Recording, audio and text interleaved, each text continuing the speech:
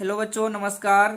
तो बच्चों, आज इस वीडियो में हम आप लोग को 11.1 का प्रश्न क्रमांक 3 से लेकर के आगे के प्रश्न सोल्व करने वाले हैं, जो कि क्लास 7th के होंगे। क्योंकि इससे पिछले वीडियो में आप लोग को क्लास 7th के प्रश्नावली 11.1 का प्रश्न क्रमांक 1 और प्रश्न क्रमांक 2 को हमने कंप्लीट सोल्व करके बता दिया है।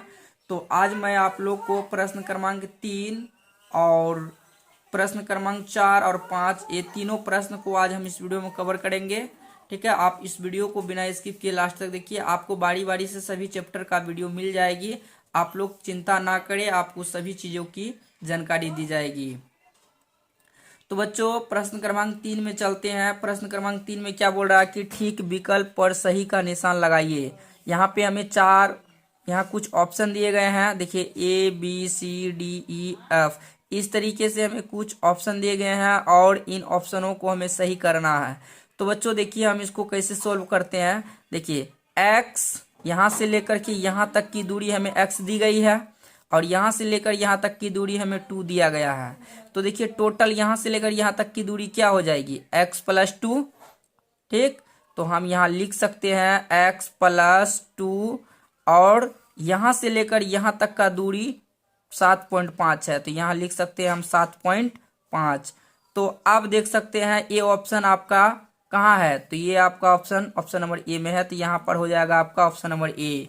अच्छा, फिर यहाँ बोल रहा है यहाँ पे 2 गो टिक लगाना आपको। ठीक है, अब बोल रहा है कि x - 2 है, तो x - 2 तो कहीं है नहीं, तो ये ऑप्शन नंबर बी रिजेक्ट हो जाएगा। अच्छा, सी होगा ऑप्शन नंबर सी। तो देखिए यहाँ से लेकर यहाँ तक की दूरी हमारा 7.5 है, इसीलिए यहाँ पर हो जाएगा ऑप्शन नंबर सी। बाकी के सारे ऑप्शन हमारा गलत हो जाएगा। तो आगे हम चलते हैं नेक्स्ट, इसी का जो नेक्स्ट क्वेश्चन है। ठीक है, तो ये हमारा नेक्स्ट क्वेश्चन है, ये आप देख सकते हैं। उपयुक्त चित्र के आधार पर बताइए निम्न में से कौन सा संबंध सही है। उपयुक्त ये हमारा चित्र है और इस चित्र के आधार पर हमको बताना है कि ये जो 4 ऑप्शन दिए गए हैं ना, वो ऑप्शन कौन सा सही होगा। तो देखिए मैं आपको बता देता हूँ कि यहाँ से लेकर यहाँ तक की दूरी 3 सेंटीमीटर है, फिर यहाँ से लेकर यहाँ तक की दूरी y, उसके बाद यहाँ से लेकर यहाँ तक की दूरी z। अगर हम तीनों को जोड़ देते हैं, अगर हम तीनों को प्लस करते हैं तो 3 + y + z। ठीक है, और यहाँ से लेकर यहाँ तक की दूरी हमें 9 दिया गया है, तो ये हो जाएगा हमारा इक्वेशन। तो ये चीज़ देख लीजिए आपका कहाँ है, तो ये आप देख सकते हैं ऑप्शन नंबर डी में है। 3 + y + z = 9, अर्थात option number D is the correct. Next question की बात करते हैं। नेक्स्ट क्वेश्चन में हमें क्या बोल रहा है, नेक्स्ट क्वेश्चन में हमें बोल रहा है नीचे दिए गए रेखाखंडों के लिए उपयुक्त समीकरण बताइए। हमें समीकरण बताना है, चूंकि हम आप लोग को इससे पिछले वीडियो में समीकरण पहचानने के लिए बता दिए थे, और इसमें जो आपको समीकरण पहचानना ही है।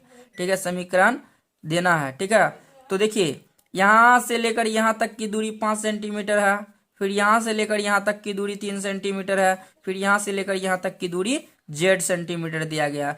अगर हम इन तीनों को अगर जोड़ते हैं, ऐड करते हैं, तो 5 + 3 + z, ये हमारा इक्वेशन, और यहाँ से लेकर यहाँ तक की दूरी कितना है, 11 सेंटीमीटर, तो ये हो जाएगा 11 सेंटीमीटर।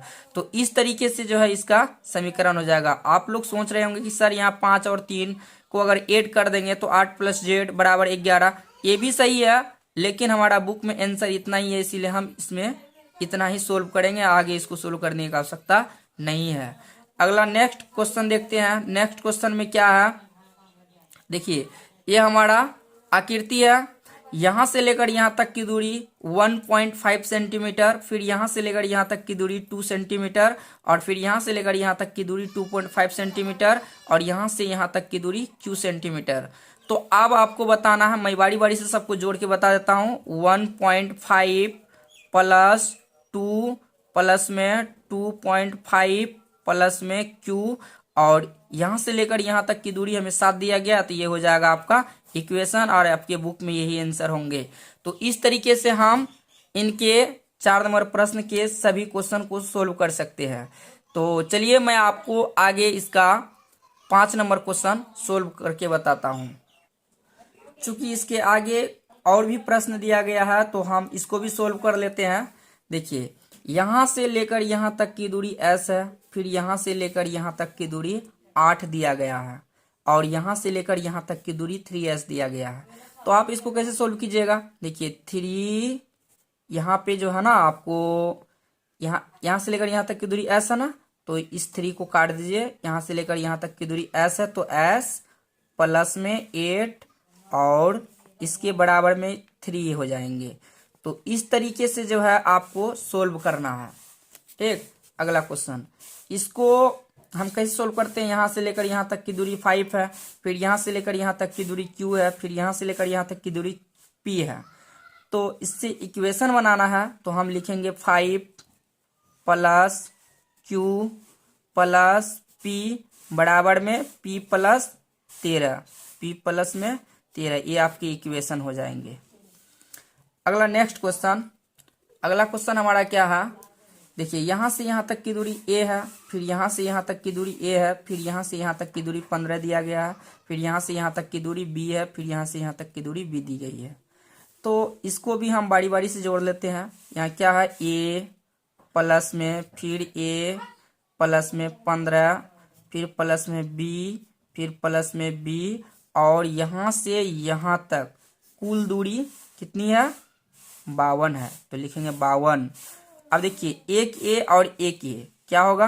2a प्लस एक b और एक b 2b, और प्लस में 15 बराबर में 52, ये आपके हो जाएंगे आंसर। अब नेक्स्ट क्वेश्चन की अगर हम बात करें, तो नेक्स्ट क्वेश्चन हमारा क्या है? नेक्स्ट क्वेश्चन हमारा है, निम्न कथनों को समीकरण रूप में लिखिए। हमें जो है इसको समीकरण के रूप में लिखना है। तो देखिए, किसी संख्या में 6 जोड़ने पर 37 प्राप्त होता है। इसका पहला पार्ट में क्या बोल रहा है? किसी संख्या में 6 जोड़ने पर 37 प्राप्त होता है। तो मान लेते हैं कोई संख्या x है, क्या है? x, और इसमें कितना जोड़ना है? 6 जोड़ना है। 6 कितना प्राप्त होता है? 37। तो x प्लस 6 बराबर 37, ये हो जाएंगे इसका आंसर। अगला क्वेश्चन, किसी संख्या में 9 घटाने पर 25 प्राप्त होता है। हूबहू 1 नंबर और 2 नंबर सेम टू सेम बनाना है आपको, ठीक है? तो देखिए, यहाँ क्या बोल रहा है? किसी संख्या का बात बोलेंगे तो आपको वहाँ x मान लेना है, और क्या जोड़ना है? 9 जोड़ना है, तो हम 9 जोड़ लेते हैं। और कितना प्राप्त होता है? 25, तो ये हो जाएंगे 25। अच्छा, अगला क्वेश्चन क्या है? किसी संख्या में से 4/5 बढ़ाने पर 29/5 प्राप्त होता है। किसी संख्या में, तो वह संख्या मान लेते हैं हम x, और उसमें कितना जोड़ना है? 4/5, तो कितना प्राप्त होता है? 29/5, ये हो जाएंगे आपके उत्तर। अगला क्वेश्चन क्या बोल रहा है? किसी संख्या के 5वें भाग में से 5 घटाने पर 33 प्राप्त होता है। सॉरी, इसको हमने सोल्व नहीं किया है। किसी संख्या के 2 गुने में से 1 कम करने पर 13 प्राप्त होता है। किसी संख्या का बात अगर बोलते हैं तो वहां आपको x मानना है। कोई भी संख्या x मान लेते हैं। अच्छा, 2 गुने में से यानी 2 से गुना कर देना। 2x कितना घटाने पर? 1 घटाने पर कितना प्राप्त होता है? 13, ये हो जाएंगे आपके 13। अगला क्वेश्चन, अगला नेक्स्ट क्वेश्चन क्या है? किसी संख्या के 5वें भाग में से 5 घटाने पर 33 प्राप्त होता है। तो वह संख्या हम मान लेते हैं x, बटे में 5वें भाग बोल रहा है, तो 5 बटे में 5 दे देंगे। और फिर क्या बोल रहा है? 5वें भाग में से 5 घटाने पर, 5 घटाने पर कितना प्राप्त होता है? 33, तो ये हो जाएगा आपका 33। अगला लास्ट क्वेश्चन है, क्या बोल रहा है? किसी संख्या के 1/3 हिस्से में वह संख्या मान लेते हैं हम x, और तिहाई का मतलब होता है 1/3, यानी x का 3 हो जाएगा। में से 10 जोड़ने पर, क्या बोल रहा है? 10 जोड़ने पर दुगुनी संख्या प्राप्त होती है, यानी संख्या क्या माने थे? x, उसका दुगुना हो जाएगा 2x, ये हो जाएंगे आपके आंसर। तो इस तरीके से जो है हम आपको यानी प्रश्न क्रमांक 3 से लेकर 5 तक इस वीडियो में कवर करके बताए हैं। अगर आप लोग को ये वीडियो अच्छी लगी हो तो वीडियो को लाइक, शेयर एंड सब्सक्राइब जरूर करना। फिर मिलते हैं हम इसी तरह से एक इंटरेस्टिंग वीडियो में। तब तक के लिए हंसते रहिए, मुस्कुराते रहिए। Thank you.